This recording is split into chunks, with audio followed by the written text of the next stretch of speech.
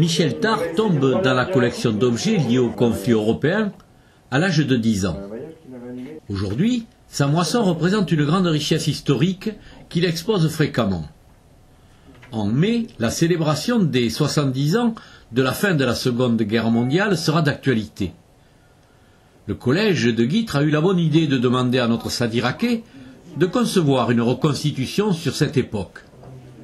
Une période marquée par le culte d'un homme, Pétain.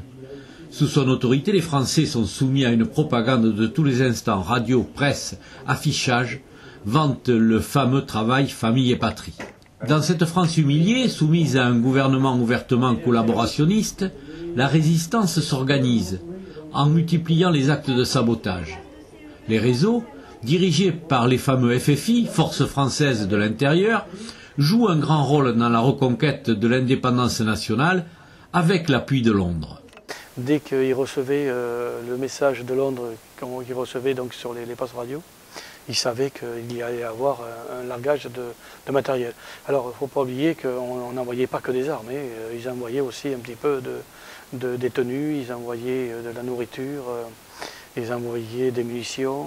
Donc chaque message qui était reçu par la BBC avait bien une signification. Petit à petit, le voile tombe sur la réalité du régime nazi et de ceux qui les ont soutenus.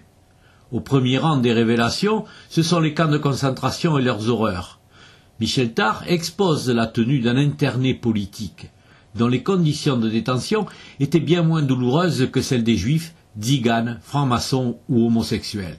Vous voyez donc un triangle rouge, donc avec barré du F. Donc, bien sûr, déportés politiques français. Les gens me demandent pourquoi la veste est de si belle qualité. Comme je l'ai dit, c'est un déporté politique. Ce n'est pas un déporté. Voilà, les déportés politiques et les déportés qui étaient mis dans des camps de concentration où ils étaient exterminés n'étaient pas les mêmes. À moins qu'après, eux aussi, aient subi le même sort. Mais... Employé au journal Sud-Ouest durant 35 ans, Michel Tard gagne rapidement une réputation de collectionneur chevronné auprès de ses collègues. Ce statut lui a valu de recevoir d'un grand résistant une cantine pleine de souvenirs de guerre. Le 16e. Alors le 196e, c'était un régiment de soutien d'artillerie du front de Médoc. Donc je vous présente donc son blouson au capitaine Morin et bien sûr le casque qui allait avec la tenue.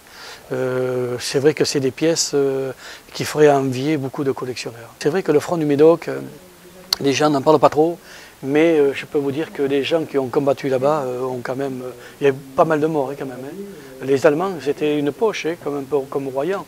Les gens ne se sont pas laissés faire. Je peux vous dire qu'il a fallu mettre les bouchées de...